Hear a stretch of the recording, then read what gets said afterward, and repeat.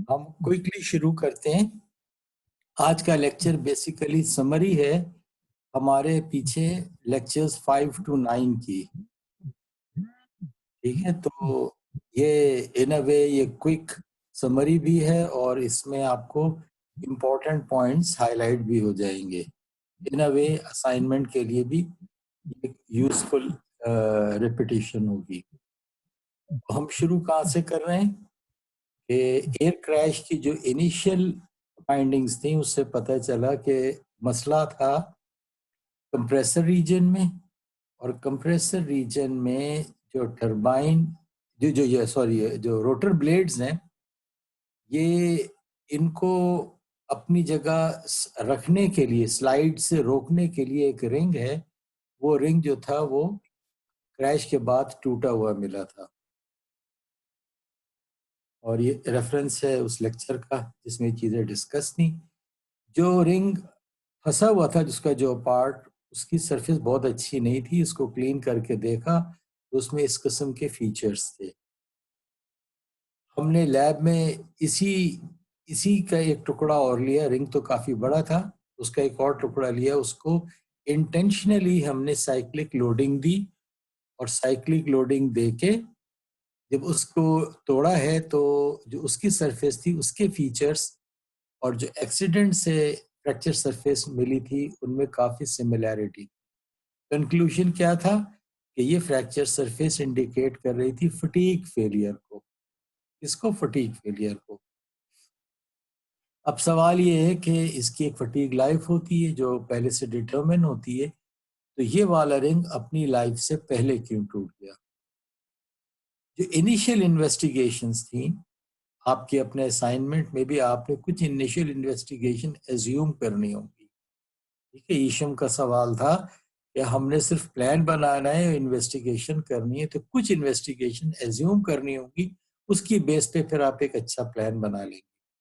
तो इस केस में इनिशियल इन्वेस्टिगेशंस ने ये रिवील किया कि इसमें इंक्लूजन्स हैं, नॉन मेटालिक इंक्लूजन्स हैं।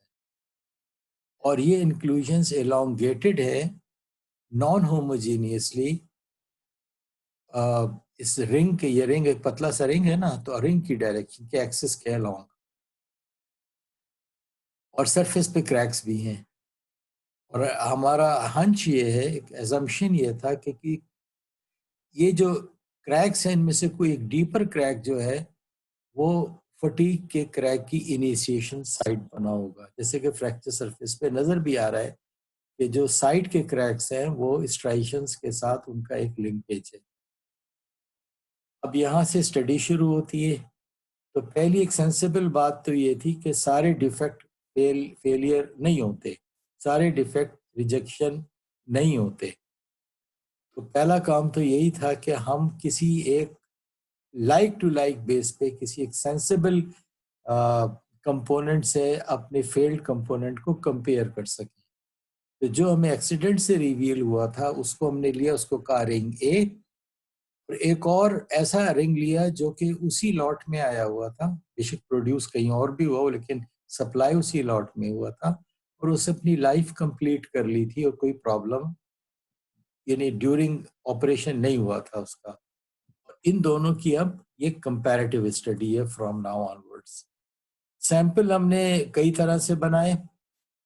एक तो ये कि सेक्शंस कई ले लिए तो आसान थे ना, सेक्शन ले लिए कई और उसको माउंट कर लिया और देख लिया, तो मल्टीपल सेक्शन थे। फिर कुछ सैंपल ऐसे थे जिनको हमने, जिनके सैंपल तैयार करके, पतले रिंग के सैंपल आराम से नहीं बनते, तो उनको टेंसाइल लोडिंग में और इम्पैक्ट लोडिंग में भी टेस्ट किया। ठीक है, तो इनका मकसद सिर्फ यही नहीं था कि हमारे पास टेस्टिंग के रिजल्ट ज़्यादा हो जाए, रिजल्ट तो पहले से भी ज़्यादा आ सकते थे। मकसद ये था कि मुख्तलिफ तरीक़ों से जो मटेरियल फेल हो रहे हैं उनको हम कंपेयर करें एक रैंडम डिस्ट्रीब्यूशन ऑफ इंक्लूजन। जब सेक्शन हम ले रहे हैं वो तो रैंडम ले रहे हैं, तो वहाँ तो एक स्टैटिस्टिकल डाटा आ रहा है। लेकिन यहाँ स्टैटिस्टिकल नहीं है। यहाँ चीज़ कहाँ से टूटेगी? यहाँ से कमज़ोर होगी। तो ये चीज़ स्टैटिस्टिकल नहीं थी, ये वीक सरफेसेस की इंडिकेशन थी। मटेरियल को हमने एनालाइज कर लिया, वो हमारा स्टेनलेस स्टील था जिसमें main alloying elements basic iron, फिर क्रोमियम और निकल था। ये इनकी अपर लिमिट्स डिफाइन थे इन बाकी चीज़ों की।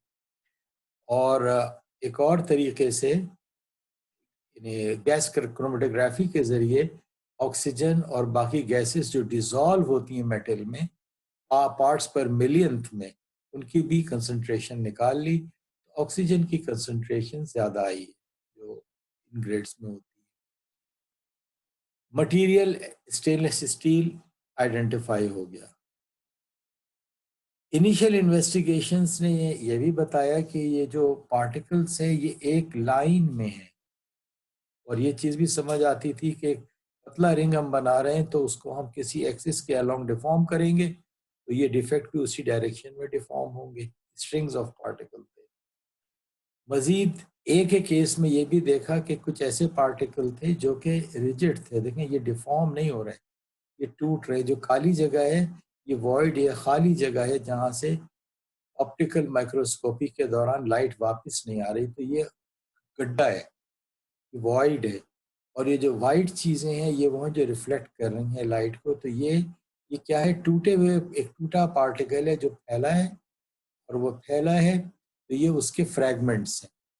दूसरे लफ्ज़ों में ये पार्टिकल डिफॉर्म हुआ है, नहीं हुआ। फ्रैगमेंट्स बने, टूटा है, टूटा है। टूटा क्यों है? इसलिए कि ब्रिटल है। तो चीज़ें कुछ देखने से भी पता चल रही थी यहाँ पे।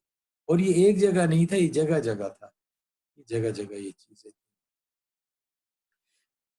जब ये टूट के खिंचा और जगह खाली हुई तो मेटल ने क्यों नहीं फिल कर ली?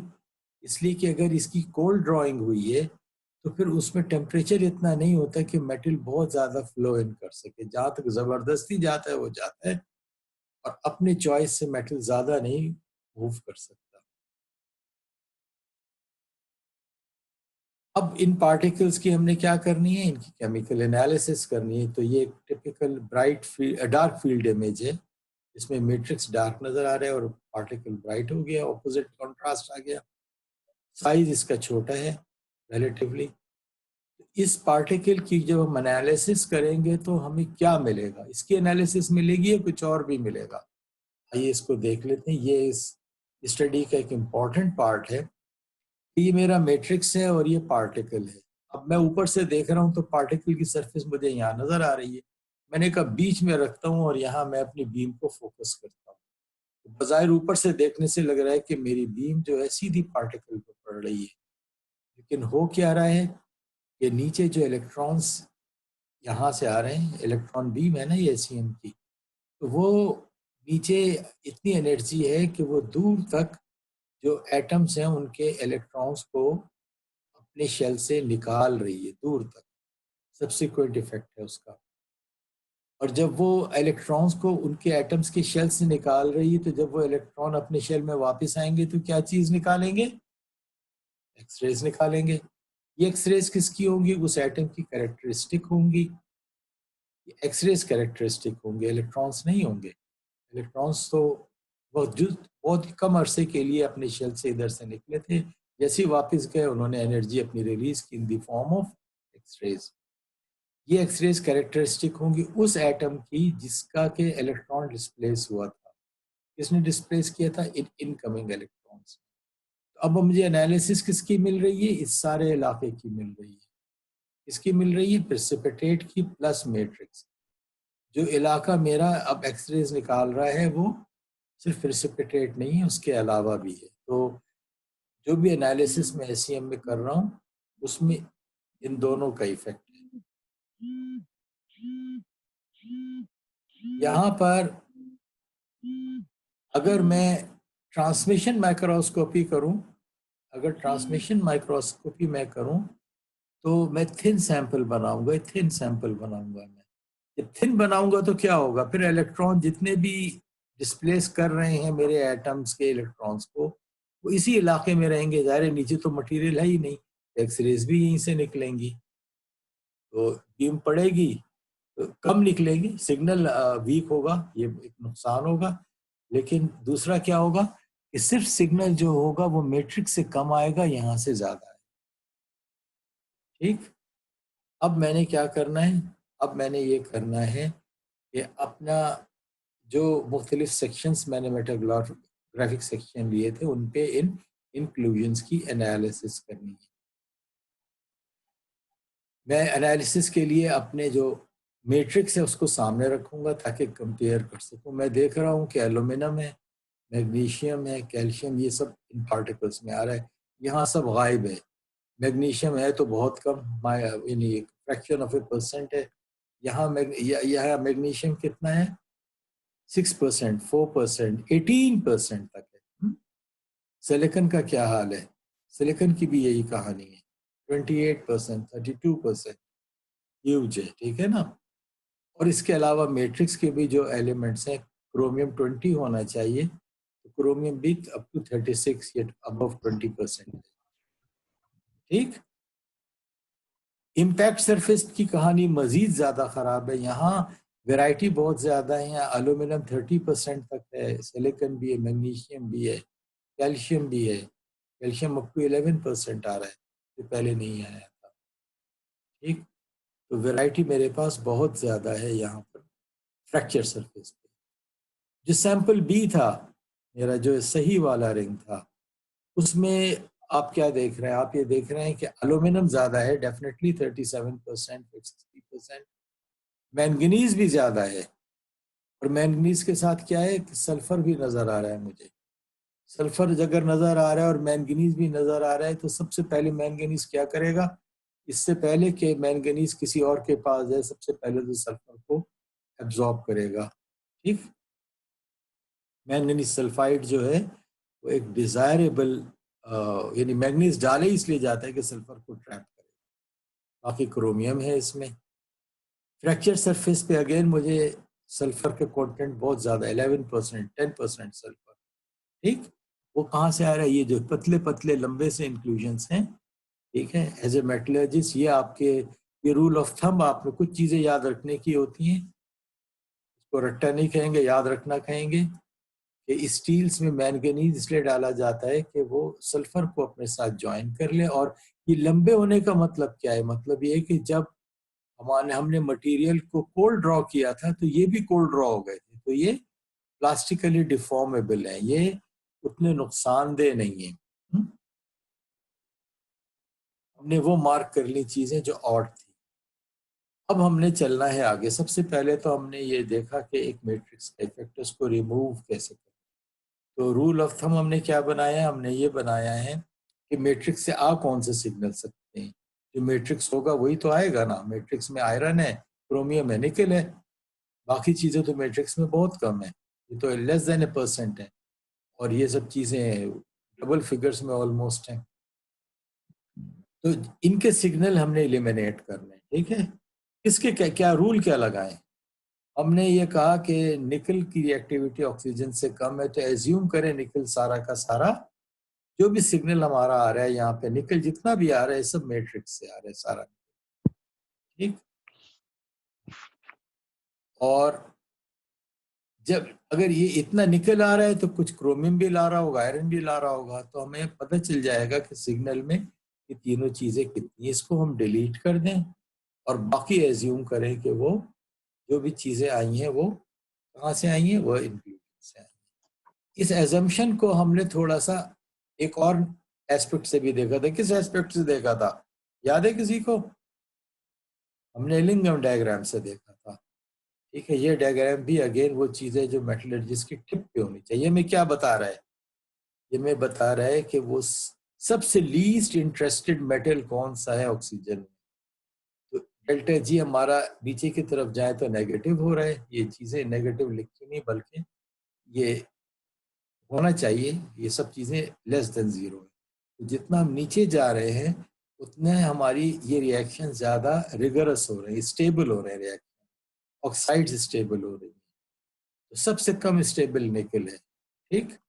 एजम्पशन हमारा इतना बुरा नहीं है कि निकल एज्यूम कर ले कि ऑक्सीडाइज उसी वक्त होगा जब ऑक्सीजन सारी इन चीजों को ले लेगी, ठीक है। जितना कैल्शियम, मैग्नीशियम, एल्यूमिनियम तो नहीं है मेटल में, सिलिकॉन है, मैंगनीज है, क्रोमियम है, स्टेनलेस स्टील है, आयरन तो वही है सारा। जब तक ये खत्म नहीं होगा निकल की बारी आना मुश्किल है। अब हमने क्या किया है, हमने ये किया है कि हमने ईडीएस एनालिसिस ली है। शुरू में तो ये मैट्रिक्स का इफेक्ट माइनस नहीं था ना, शुरू में माइनस नहीं था, हमने माइनस किया, उसके बाद कन्वर्ट किया इसको ऑक्साइड्स में और फिर ऑक्साइड की परसेंटेज निकाली। ये काम हमने किया, क्यों किया है? ताकि हम आ जाए कंपाउंड्स पे। कंपाउंड से कहाँ जाएंगे? फेजेस पे। फेजेस को हम लिंक करेंगे फेज डायग्राम से, तो इससे पता चलेगा हमारे पास फेजेस कौन से हैं, अच्छे फेजेस हैं या बुरे फेजेस हैं। जब हम आते हैं ईडीएस से फेज एनालिसिस की तरफ, तो हमारे कुछ क्रिटिकल ऑब्जर्वेशन है, डिटेल में हम ज़्यादा आप जा सकते हैं, उसको देख सकते हैं तफसील से। जो चीज़ हाईलाइट करने वाली है कि फॉर एग्जांपल ये कौन सा है, नंबर 5 इंक्लूजन में एल्यूमिनियम 21% था, लेकिन अब नंबर 5 इंक्लूजन में Al2O3 जो है जब कैलकुलेट हो के आया है तो अब वो 3 टाइम्स बढ़ गया है। ठीक है, 3 टाइम्स बढ़ गया। बाकी चीज़ों में भी आप ये चीज़ें देखें। जो इम्पैक्ट सरफेस है ए की, उसमें क्या हम देख रहे हैं कि उसमें कोरंडम यानी एलुमिना बहुत हाई है, एलुमिना बहुत हाई है, और आयरन, ज़ाहिर आयरन तो मैट्रिक्स है, तो इन दोनों का जोड़ क्या बनाएगा? स्पिनैल बनाएगा। बाज में क्रोमियम की कंसंट्रेशन बहुत हाई, ए के अंदर, बाज में ये है, बाज में ये, वैरायटी बहुत ज्यादा है। क्या चीज इंडिकेट कर रही है कि मिक्सिंग बहुत अच्छी नहीं हुई गालिबा। तो ये बहुत हाई है, और अगेन आयरन बहुत हाई है, तो ये भी क्या बना रहे हैं? ये भी स्पिनैल बना रहे हैं। फिर मैग्नीशियम हाई है, मैग्नीशियम आयरन के साथ हम देखेंगे कि मैग्नीशियम ऑक्साइड और आयरन ऑक्साइड जो है ये कंप्लीट सॉलिड सोल्यूशन बनाते हैं। सिलिका की प्रेजेंस जो है वो एक ऑड किस्म के प्रेसिपिटेट जनरेट करेगी, सिलिकेट्स। ठीक है, जिसको हमने कोरंडम का नाम दिया है, या म्यूलाइट, सॉरी कोरंडम नहीं, ये सिलिकेट जिसमें ज्यादा होंगे वो म्यूलाइट होगा, वो म्यूलाइट होगा या क्रिस्टबलाइट होगा। क्रिस्टबलाइट प्योर SiO2 और म्यूलाइट SiO2 का अलुमिना के साथ कंपाउंड कॉम्प्लेक्स है। फिर ऑड केसेस ये हैं, calcium oxide, titanium oxide. Simple कहानी क्या है कि ए की इम्पैक्ट सरफेस पे सारी दुनिया की वैरायटी मौजूद है। ठीक है, मेला लगा हुआ है इंक्लूजन्स का। बी की सरफेस पे रिलेटिवली सिंपल कहानी है। एक तो ये कि मैंगनीज सल्फाइड सिस्टमैटिकली हमारे पास आ रहा है, सिस्टमैटिकली। दूसरा क्या है कि ये सिंपल सी ऑक्साइड्स हैं, या इस केस में और इस केस में सिंपल से स्पिनैल्स हैं। जो ऑड चीजें हैं वो बहुत कम है, 5% या उससे कम है। सवाल ये है कि जब हम परसेंट ईडीएस एनालिसिस की पर जो मेटालिक परसेंट थी उससे ऑक्साइड परसेंट में आए हैं, तो इस शिफ्ट के दौरान जो कॉम्पोजिशन से वो 18 से 60% हो गई, 23 से 46% हो गई। तो अब आपको ये समझना ज़रूरी है कि इसमें क्यों इतना बड़ा चेंज आया है। तो पहला चेंज तो वजह यह है कि मैट्रिक्स के इफेक्ट को हमने एलिमिनेट किया। ठीक है, मैट्रिक्स के इफेक्ट को, तो यहाँ जो ईडीएस में तो निकल भी शो हो रहा था, क्रोमियम भी हो रहा था, आयरन भी हो रहा था। अब निकल निकल गया, उसी की प्रोपोर्शन से क्रोमियम और आयरन निकल गया, तो ये कम हुआ, तो ज्यादा क्या बढ़ गया? बाकी चीजें, एल्यूमिनियम बढ़ जाएगा, सिलिकॉन बढ़ जाएगा, मैंगनीज, मैग्नीशियम, बाकी सारे बढ़ जाएंगे। जो हम फेज की कैलकुलेशन कर रहे हैं बेस्ड ऑन एटॉमिक परसेंट, उसमें हमें वेट परसेंट से शिफ्ट होना है एटॉमिक परसेंट, और कोई हल्के एलिमेंट्स हैं, कुछ भारी। ठीक है, तो नंबर ऑफ एटम्स वैसे नहीं होंगे जैसे कि इनका वेट था। जो चीज़ें हल्की हैं उनके एटम्स बढ़ जाएंगे। कब बढ़ेंगे? जब हम वेट परसेंट सिलिकॉन से एटॉमिक परसेंट सिलिकॉन हम कन्वर्ट करें। लेकिन जब हम एटॉमिक परसेंट सिलिकॉन कर लेंगे, सिलिकेट बना लेंगे, एटॉमिक परसेंट सिलिकेट को वापस कन्वर्ट करेंगे वेट परसेंट सिलिका में। तो जब हम वापस वेट परसेंट पे जाएंगे तो ये वाला इफेक्ट रिलेटिवली नलिफाई हो जाएगा। जो मेजर इफेक्ट रहेगा किसका रहेगा? एक तो मैट्रिक्स की एलिमिनेशन का, दूसरा किसका रहेगा कि एक मेटल एटम मैंने लिया, उसके साथ एक ऑक्सीजन ऐड हो गई, इस केस में एक मेटल एक ऑक्सीजन। यहाँ पर एक मेटल के साथ 1.5 ऑक्सीजन ऐड हो रही है, किसमें? Al2O3 और Cr2O3 में। सिलिकॉन में क्या हो रहा है, एक मेटल से 2 ऑक्सीजन ऐड हो रही है। तो क्या हो रहा है, एक छोटे से वजन के साथ भारी बोझ इतना लद गया है। ऑक्साइड का वजन तो बढ़ गया ना यहाँ पर, यहाँ उतना नहीं बढ़ा जितना यहाँ बढ़ा ऑक्साइड का वजन। इसलिए ऑक्साइड की जो वेट परसेंट है वो शार्पली चेंज हुई है। ठीक, इससे तस्वीर बदली है। स्पिनैल के स्ट्रक्चर को समझ लें, ये काम की चीज है। आपको जिंदगी में स्पिनैल से वास्ता पड़ेगा, एग्जाम्स में भी पढ़ सकता है। इन जनरल इस किस्म का फार्मूला होता है, एक्स जो है हमारे केस में ऑक्सीजन है, ये और भी चीजें हो सकती हैं, ये कोई भी कैल्कोजन हो सकते हैं। कैल्कोजन वो चीजें हैं जो ऑक्सीजन ग्रुप में, तो ये बेसिकली ऑक्सीजन के एटम्स का क्यूब बनता है। और इनके जो वॉइड्स हैं, उन वॉइड्स में क्या चीज जाती है, इनके वॉइड्स में फिर ये मेटल एटम्स वो जाते हैं जिनकी वैलेंसी +2 है, और मेटल एटम्स वो जाते हैं जिनकी वैलेंसी +3 है। एक ही साइड्स पे जाते नहीं जाते। जो ए वाले हैं वो जाते हैं ऑक्टाहेड्रल साइड्स पे, और जो बी वाले हैं 3 वैलेंसी वाले वो जाते हैं टेट्राहेड्रल साइड्स पे। ठीक, इनकी वैलेंसी के साथ इनके साइजेस भी चेंज होते हैं, तो जितने वॉइड का साइज है वो उस हिसाब से एडजस्ट होता है। तो स्पिनैल क्या चीज है, स्पिनैल बेसिकली एक ऐसा कंपाउंड है जिसमें के दो मुख्तलिफ मेटल एटम्स अलग अलग वैलेंसी के हैं, और ऑक्सीजन एटम फॉर एग्जांपल हो सकते होंगे, बेसिक स्ट्रक्चर ऑक्सीजन का होगा। और जो 2 वैलेंसी वाले हैं इनकी साइड्स फर्क हैं, और +3 वैलेंसी वाले जो एटम्स हैं मेटालिक, इनकी साइड्स अलग हैं। मिसाल कौन सी है, एक बहुत ही कॉमन मिसाल है Fe3O4, आप कहते हैं ना आयरन ऑक्साइड है Fe3O4, असल में क्या है, असल में है FeO Fe2O3, ये स्पिनैल है। एक FeO है जिसकी में आयरन की वैलेंसी +2 है, दूसरी है Fe2O3 जिसमें आयरन की वैलेंसी +3। ठीक, दोनों साइड्स पे आयरन के एटम्स में, हमारे केस में भी स्पिनैल्स बन रही हैं। हमने क्या किया, इन 8 ऑक्साइड्स को की ग्रुपिंग कर दी। सबसे पहले जो कम था उसको निकाल दिया, और उसके सल्फर को भी कंसिडर करना है हमने। उसके बाद फिर हमने ये क्या किया, ये देखा है कि इन ग्रुपिंग की कोई सेंस है या नहीं है। कैसे हमने अपनी मर्जी से कह दिया कि ये ग्रुप है और ये ग्रुप है, कैसे कह दिया, कोई बेसिक है या नहीं है।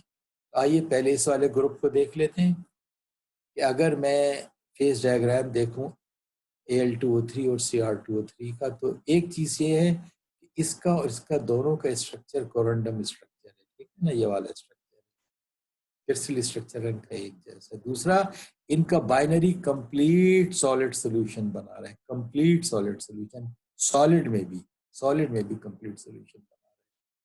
तो एक सेंस बनती है ये कहने की कि इसका मतलब क्या सॉलिड सॉल्यूशन का, कि जो मेटल की साइड्स हैं उन पे क्रोमियम बैठ जाए या एल्यूमिनियम बैठ जाए कोई मसला नहीं है, आपस में ताल्लुकात बहुत अच्छे हैं। ठीक है ना, पाकिस्तान तुर्की वाले ताल्लुकात हैं। यही सूरत हाल मोनो ऑक्साइड्स में है, MgO MnO, इसमें भी ये क्यूबिक स्ट्रक्चर, ये भी क्यूबिक स्ट्रक्चर, दोनों का क्यूबिक है।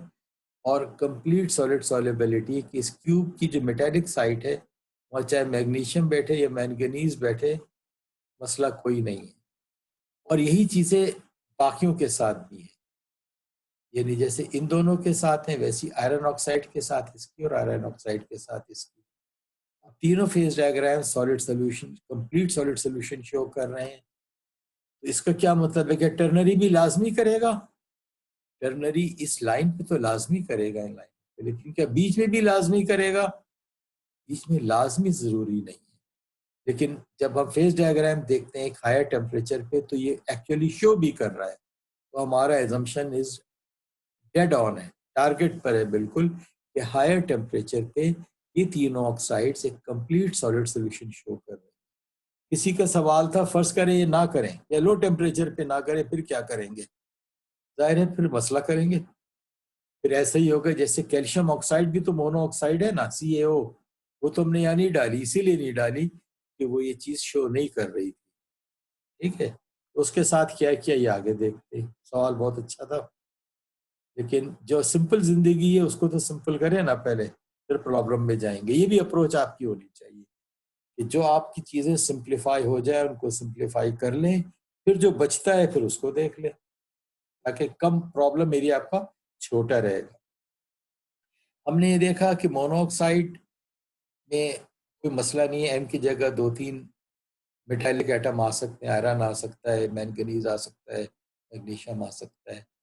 इस सेस्क्वी ऑक्साइड कहते हैं इसको, इसकी जगह एन की जगह क्रोमियम आ सकते हैं और एल्यूमिनियम आ सकता है। ये तो ठीक हो गया, लेकिन आपस में अब क्या ताल्लुकात हैं इनके? इनका आपस में जो फेज डायग्राम बनेगा क्या वो भी इतना कंफर्टेबल है? नहीं है। ये प्योर 2O3 ऑक्साइड है, चाहे A2O3 हो या Cr2O3, दोनों में यही है। और ये क्या है? FeO है हमारा प्योर। अब आप ये देखें कि इसने एक एटम भी इसका लिया है? नहीं, सीधी स्ट्रेट लाइन जा रही है, ये सीधी स्ट्रेट लाइन जा रही है। दरमियान में क्या है? इनका और इनका सिर्फ मिक्सचर्स हैं, ठीक है, 2 फेज रीजन है इन दोनों का। इसने इसके इस मॉलिक्यूल ने इस मॉलिक्यूल से कुछ भी, इस एटम से कुछ भी नहीं लिया।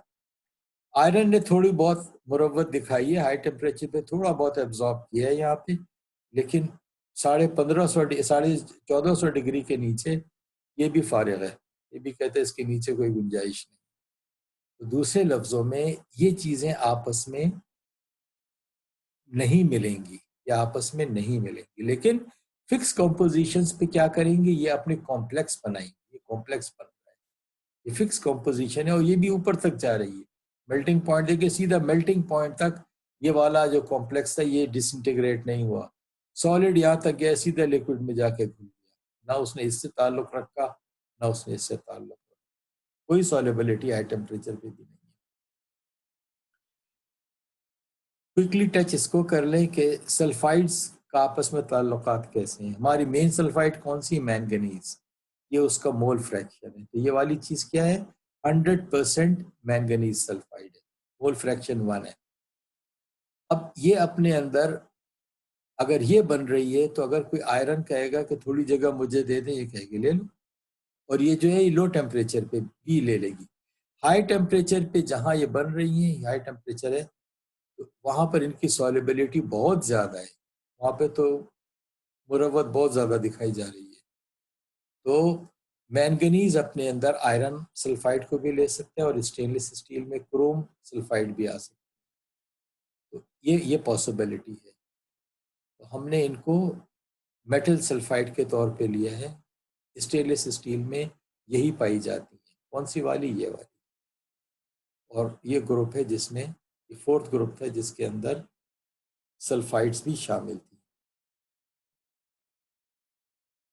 आइए जितने हमारे डिटेक्टेड इंक्लूजन से एक दफ़ा सबको फिर देख लें। ये सारे वो आ गए, ग्रुपिंग हमने कर ली है, टाइटेनियम को हमने डिसरिगार्ड किया है।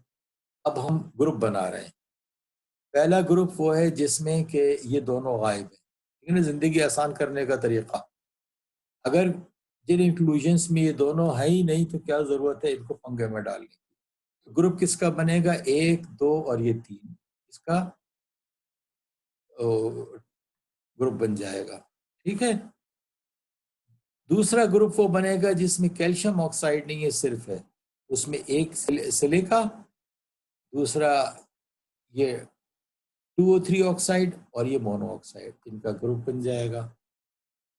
जिसमें सिलिका नहीं कैल्शियम है, इसका तीसरा ग्रुप बना लेंगे, ठीक है। और सल्फर को हम ग्रुप 1 के साथ इसलिए अटैच करेंगे कि जहां सल्फर था वहां ये दोनों गायब थे। जब इनको हम अटैच करते हैं ग्रुप 1 में, तो हमारे पास क्या है? बेसिकली ये टर्नरी फेज डायग्राम आ जाता है।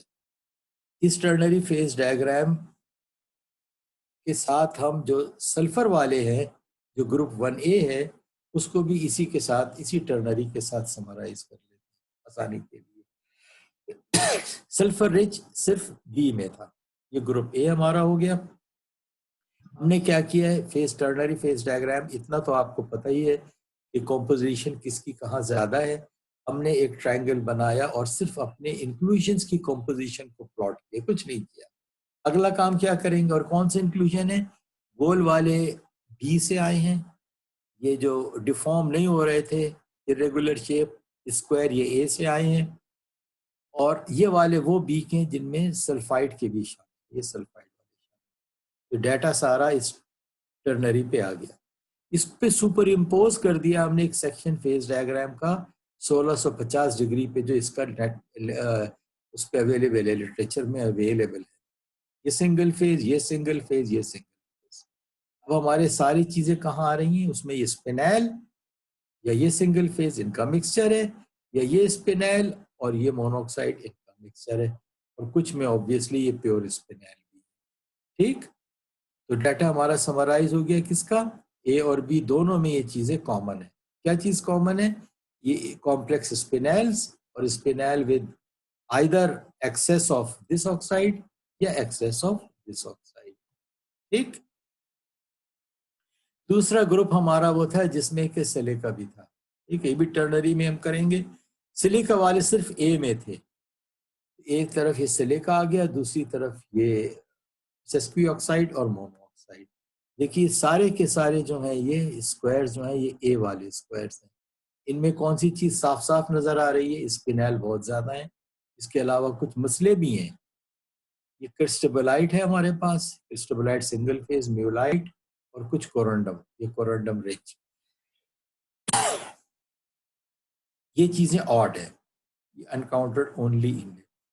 हमने कहा था कैल्शियम ऑक्साइड के, कैल्शियम ऑक्साइड भी मोनो ऑक्साइड है, लेकिन ये बाकी 3 ऑक्साइड से फर्क है। ये क्या कर रही है, ये जो है अपने इसका phase diagram complete solid solubility show नहीं करता, इसको हमने अलग से हैंडल, एक कॉम्प्लिकेटेड सिस्टम। इसकी हमने कॉम्प्लिकेशन कैसे रिजॉल्व किया, हमने देखा मेजर एलॉइंग एलिमेंट कौन से आ रहे हैं, ये मेजर ऑक्साइड्स कौन सी आ रही हैं, सॉरी। तो देखा कि 50 to 60% जो है वो ये दोनों हैं, और फिर ऑब्वियसली इसके अंदर मोर देन 5% कैल्शियम ऑक्साइड है। तो मेजर चंक जो आ रहा है वो इनका आ रहा है। आइए इनको डिस्कस कर लें। इनकी बेस पे हम ये कह रहे हैं कि जो कुछ भी इनकी कॉम्बिनेशन से, कैल्शियम ऑक्साइड की और एल्यूमिनेट्स की कॉम्बिनेशन से जो भी फेज बनेगा वो ये कॉम्प्लेक्स होंगे, ये ऑक्साइड्स के ये कॉम्प्लेक्स होंगे, ये ऑक्साइड्स के कॉम्प्लेक्स। अगर मेटल होता तो उनको इंटरमेटालिक कह देते, यहाँ ये ऑक्साइड्स हैं और इनकी फिक्स स्टिकियोमेट्री है। ठीक है, और ये किस में पाए जाते हैं, ये भी सिर्फ ए में पाए जाते हैं। जो चीजें कॉमन ए में है और बी में, वो ये है स्पिनैल्स है, कॉम्प्लेक्स स्पिनैल्स हैं जो दोनों में मौजूद हैं। वो जो एक्सक्लूसिवली ए में चीजें हैं वो कौन सी हैं, एक्सक्लूसिव ए में सिलिका का कंटेंट जहाँ के एक्सक्लूसिवली ए में, एक एक्सक्लूसिवली ए में हो और ये फ्रीक्वेंटली मिले। खुसूसन फ्रीक्वेंटली मिलने का दूसरा मतलब क्या है कि ये मेटलोग्राफिक सेक्शंस पे भी मिले, सिर्फ इम्पैक्ट फ्रैक्चर की फ्रैक्टोग्राफी के दौरान नहीं मिले। जो फ्रैक्चर सरफेसेस पे मिले हैं जो इंडिकेट कर रहे हैं वीकनेसेस को, वो क्या है, कैल्शियम एल्यूमिनेट्स और कोरंडम। दोनों कौन से हैं, दोनों की कोई डिफॉर्मेबिलिटी नहीं। सिमिलैरिटीज, जो सिमिलैरिटीज हैं वो स्पिनैल हैं। ए की जो फ्रैक्चर सरफेस है उस पे हमें कोरंडम मिला है और पॉलिश सरफेस पे क्रिस्टबलाइट और म्यूलाइट एल्यूमिनेट्स मिले। बी में वो सॉफ्ट सी चीज मिली जो डिफॉर्म हो जाती है, ए में यह गायब है, ए में मैंगनीज भी गायब है। फ्रीक्वेंसी क्या है, ये तो सब में है और ये होने चाहिए, स्टेनलेस स्टील में ये होते हैं। इम्पैक्ट या फ्रैक्चर सरफेस के ऊपर जो नजर आ रहे हैं हमको, वो यहाँ पर बेजरर रिलेटिवली, लेकिन इम्पैक्ट में आए तो इन्होंने भी शो यही किया है कि वीकनेस अल्टीमेटली ये नहीं बने, ये बने। इस पे 77% है, यहाँ नहीं थे। और कोरंडम भी यहाँ नहीं था, पॉलिश पे यहाँ पर मिला है। ठीक, बाकी ये भी नॉन डिफॉर्मेबल है, ये प्रेसिपिटेट्स भी नॉन डिफॉर्मेबल है, लेकिन फेलियर इनकी वजह से हुआ है। तो ये भी कमजोर होंगे जरूर, लेकिन ये ज्यादा कमजोर है। सोर्सेज इनके क्या हैं, स्टेनलेस स्टील की जब हम प्रोडक्शन करते हैं तो क्या करते हैं, हमें फेरोक्रोम डालना होता है। क्यों डालना होता है, क्रोमियम 20% है। 20% क्रोमियम डालते हैं सस्ता वाला, तो वो क्या करता है, वो अपने साथ एक मेहमान लेके आता है। कौन सा मेहमान है, कार्बन। कार्बन क्यों लाता है? इसलिए कि हम सस्ता खरीदते हैं। महंगा खरीदेंगे तो कार्बन नहीं लाएगा, महंगा खरीदेंगे तो खरीदेगा कौन हमसे मार्केट में? Stainless steel. तो चुनाचे सस्ता लाते फिर कार्बन को निकालते हैं। कैसे निकालेंगे? ऑक्सीजन ब्लो करेंगे। ऑक्सीजन क्या करेगी? कार्बन को ऑक्सीडाइज कर देगी। जब कार्बन को करेगी तो यहाँ क्या क्रोमियम और नीचे मौजूद है, ठीक है ना, यहाँ तक क्रोमियम भी मौजूद है नीचे 1200-1400 डिग्री तक, तो ये ऑलमोस्ट बराबर है इनकी। तो क्रोमियम भी ऑक्सीडाइज होगा। क्रोमियम को कैसे रोकें? या तो टेम्परेचर बढ़ाएं या वैक्यूम क्रिएट करें ताकि इक्विलिब्रियम आए नहीं। उसके बावजूद भी जो क्रोमियम बन रहा है उसके लिए हमने क्या करना है कि हमने डीऑक्सीडेंट डालना। वो कौन से होंगे? जो क्रोमियम से नीचे एलिंगम डायग्राम में, वो क्या है? सिलिकॉन है, एल्यूमिनियम है, कैल्शियम। तो एल्यूमिनियम बेरिंग कैल्शियम सिलिकेट्स, सिलिसाइड्स, इसको कहते हैं डीऑक्सीडेंट। ये ऑक्सीजन किससे खींच रहा है? क्रोमियम से खींच रहा है। क्यों खींच रहा है? इसलिए कि क्रोमियम में मेटल में चाहिए, महंगा है, 20% क्रोमियम में मेटल में चाहिए। ये चला गया स्लैग में, वापस स्लैग से मेटल में लाना है। ठीक, तो सोर्स ऑफ कैल्शियम और एल्यूमिनियम तो हमें पता चल गया। कैल्शियम कुछ केसेस में, ज्यादा में नहीं, इसलिए कि कैल्शियम इवेपोरेट भी हो जाता है, इस्तेमाल भी कम होता है, इवेपोरेट भी हो जाता है। इस्तेमाल हो सही हो तो स्लैग में चला जाएगा, निकल भी जाएगा। एल्यूमिनियम अगर सही डीऑक्सीडाइज करेगा तो सिलिकेट बना लेगा, ठीक है। अगर डायरेक्ट क्रोमियम के बजाय अटैक कर देगा आयरन पे तो आयरन स्पिनैल बना लेगा या खुद ही ऑक्सीजन खींच लेगा क्रोमियम से। और अगर कम डाला है तो फिर कुछ एल्यूमिनियम निकलेगा, कुछ मैंगनीज भी निकलेगा। मैंगनीज की एफिनिटी ऑक्सीजन से ज्यादा है। सोर्स ऑफ मैग्नीशियम एक्सोजेनिक है, ये बाहर से आया है, ठीक है। एलोंगेटेड प्रेसिपिटेट्स हमारे सल्फाइड्स के हैं, ये हम देख चुके हैं। टाइप 3 सल्फाइड्स जो हमें मिली हैं वो प्लास्टिकली डिफॉर्म हो जाती हैं, वो इतनी परेशान को नहीं होती जितनी टाइप 2 होती है। समरी क्या है? ए और बी के अंदर कॉम्प्लेक्स स्पिनैल्स हैं जो एसएस में होते हैं, ये डिफेक्ट्स हैं, परेशानी की बात नहीं है। जो डिफरेंस है वो ये कि ए में रिजिड इंक्लूजन्स है, कोरंडम, एल्यूमिनेट्स, क्रिस्टोबोलाइट्स, सिलिकेट, और ये वाले जो हैं ये कॉम्प्लेक्स हैं, ये डिफरेंस है। जबकि बी के अंदर सल्फाइड्स हैं जो कि इलोंगेटेड है, डिफॉर्मेबल है। मैकेनिकल प्रॉपर्टीज में जो ये नॉन डिफॉर्मेबल है, ये क्या करेंगे? ये ड्यूरिंग कोल्ड वर्किंग एक टूटेंगे, फ्रैगमेंट बनाएंगे, एक लंबी लाइन बना लेंगे, ठीक है। स्पिनैल्स जो होंगे वो उनकी प्लास्टिसिटी कम होती जाती है टेम्परेचर के साथ, उनकी नहीं, मेटल की जिसमें ये होते हैं, तो ये भी नुकसान पहुंचाते हैं। सल्फाइड्स नुकसान नहीं पहुंचाती। फटीग के लिए सबसे ज्यादा नुकसानदेह वो है जो स्ट्रेस रेजर्स हैं, और सल्फाइड्स जो है वो इतनी डेट्रीमेंटल नहीं है। कंक्लूजन हमारा ये है कि ए के अंदर नुकसानदेह हैं जो इंक्लूजन से, और बी में नहीं। तो यहाँ हम कंक्लूड करते हैं। कोई सवाल हो तो कर लीजिए बच्चों, सवाल है कोई? No sir.